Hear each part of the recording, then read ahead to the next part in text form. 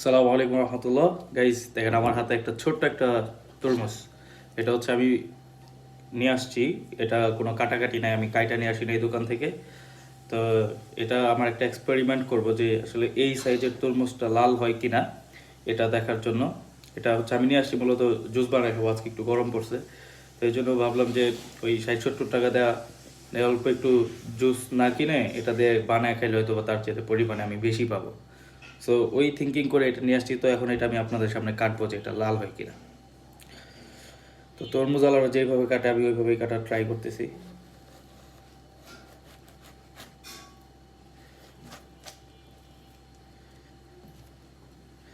তারপরে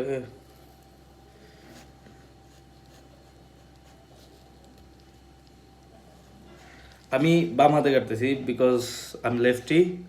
আমি ডান হাতে হচ্ছে এই ধরনের কাজ আমি খুব একটা করি না, বা আমি পারি না বলতে পারে। সো আমার কাটা শেষ। Just look, wow!